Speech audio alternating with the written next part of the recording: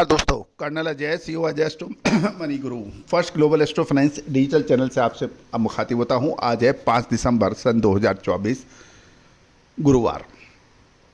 दोस्तों, कहा जाता है कि खाद्य तेलों का व्यापार हर व्यक्ति की बस में नहीं आता है। तेजी सोचो मंदी आती है, मंदी सोचो तेजी आती है।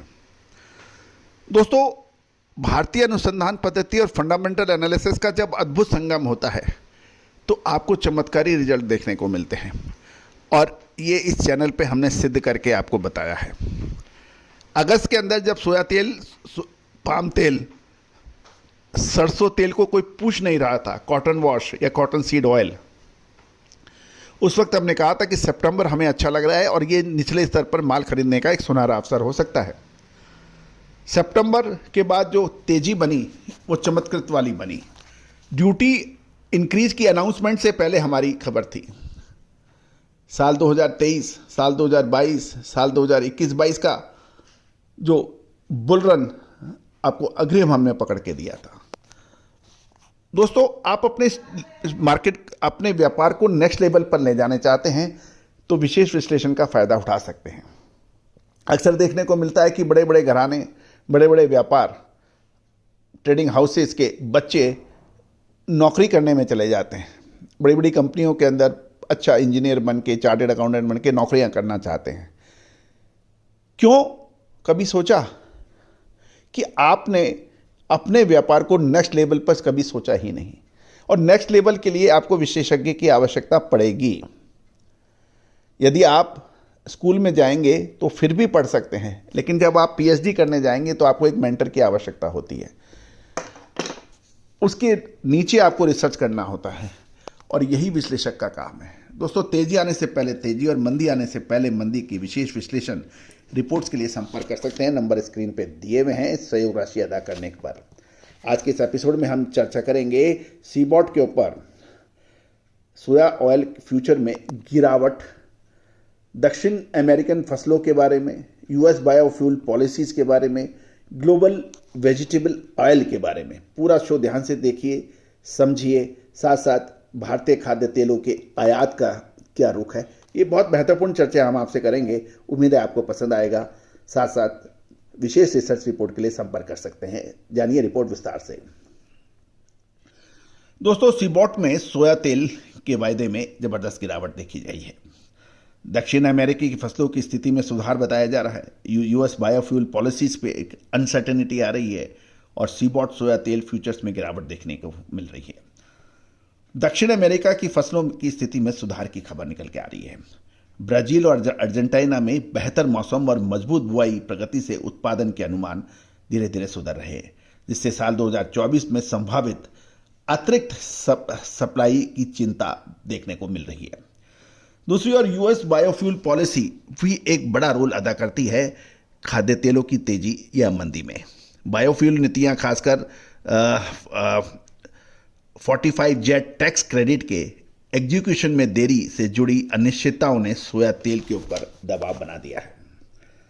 दूसरी ओर ग्लोबल लेवल पर वनस्पति तेल यानी वेजिटेबल तेल ऑयल पर जो फर्क है, सीबॉट सोया तेल में की कमजोरी का असर ग्लोबल वनस्पति तेलों पर भी पड़ रहा है, जिसमें मलेशियन क्रूड पाम तेल ऑयल, डलियन सोया ऑयल फ्यूचर में गिरावट देखी गई है। साथ साथ ये भी ध्यान देने वाली बात यह है कि यदि हम सोया तेल के कॉन्ट्रैक्ट की बात करें तो ये 72 पॉइंट गिरकर 41.42 प्रति पाउंड पर बंद हुआ, जो कि 1.23% की डेली यानी दैनिक गिरावट दिखा रहा है। सत्र के दौरान 72 से 77 पॉइंट तक की गिरावट देखी गई। ये पूरे सोया कॉम्प्लेक्स में मंदी की संकेत बताया है। जहां तक मलेशियन क्रूड पाम तेल की बात करें, डलियन सोया ऑयल फ्यूचर में भी कमजोरी की कीमतों से अतिरिक्त दबाव बन गया है।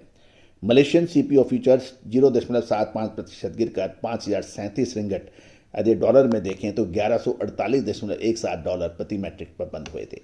जहां मजबूत रिंगिट और नवंबर के कमजोर निर्यात अनुमान का प्रभाव देखा जा रहा है। डलियन के एक्सचेंज पर सोया ऑयल फ्यूचर 0.25% गिरे, और पाम ऑयल फ्यूचर 0.72% की मामूली बढ़त पर बंद रहे हैं। दूसरी ओर यदि हम देखें भारतीय खाद्य तेल का आयात, ये भी एक महत्वपूर्ण घटक होता है ग्लोबल सोया तेल या एडिबल ऑयल के ऊपर, क्योंकि भारत अपनी आवश्यकता का 50% से अधिक आयात करता है। नवंबर के अंदर ज़बरदस्त आयात देखा गया था, दिसंबर में भी आयात ज़बरदस्त है।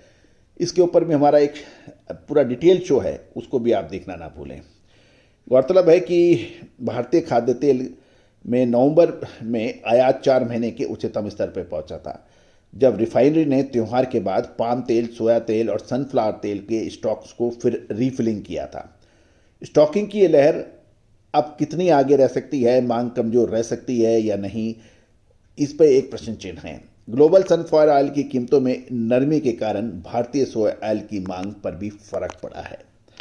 दक्षिण अमेरिका की भी फसल की अनुकूल स्थितियां, ब्राजील अर्जेंटीना में बेहतर मौसम, मजबूत सोइंग प्रोग्रेस, उत्पादन के अनुमान, ये सब खाद्य तेलों की तेजी मंदी पर विशेष घटक माने जाते हैं। साथ साथ अब आगे क्या संभावनाएं बन सकती हैं?